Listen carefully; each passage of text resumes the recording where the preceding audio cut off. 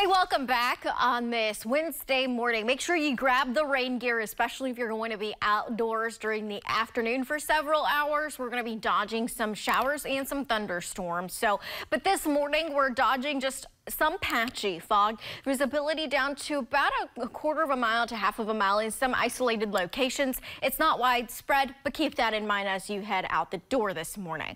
Otherwise, the Storm Prediction Center has the western and central areas of the UP under a marginal risk for a few isolated strong to severe thunderstorms. The big severe weather risk is at a level 2. That's a slight risk for the western half of Wisconsin, extending all the way over to Minnesota. So if your travels take you to those locations today, be mindful of the radar and keep that in mind. Plan accordingly.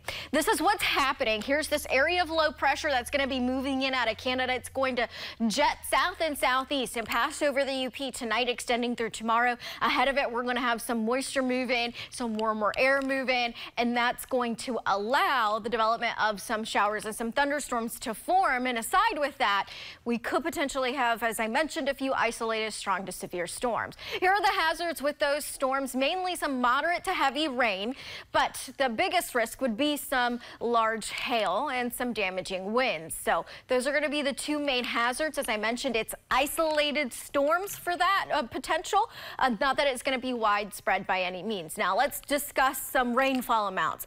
Generally half of an inch to about an inch, but on the west end we could have rainfall amounts pushing about an inch, inch and a half, or some isolated spots with some stronger storms pushing near 2 inches of rain. Not widespread, but it could potentially happen with some of those stronger storms that form. Now, here's your hour by hour for today. Morning hours are looking good. By midday, we start to see some rain move into the west end of the UP.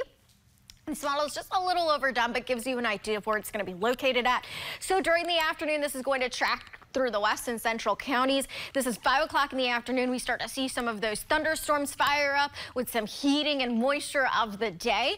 And as I mentioned, pockets of moderate to heavy rain. One of these or two of these could be strong to severe. That kind of moves on out and slowly weakens through the evening hours. This is 9:30. We're going to have more of those scattered showers and some thunder showers overnight through tomorrow morning. By tomorrow morning, this is 8 a.m. We'll just be dealing with some residual rain showers. That clears out, and by the afternoon, it looks like we're going to have some sunshine, especially on the west end of the UP. The other thing that's going to be impacted by the system is going to be temperatures. So for today, ahead of the system, it looks like temperatures inland will generally be into the low to mid 70s. The shorelines will still be kind of hovering in the 60s. And then behind the system, we'll have some cooler air sink in out of Canada. We're still going to have some cloud cover around, so that's going to prevent temperatures from increasing as well. So for Thursday, daytime high temperatures for the most part will generally be into the 60s with some isolated low 70s in some interior spots. We rebound rather quickly for Friday, extending into Saturday as those highs will be more seasonal.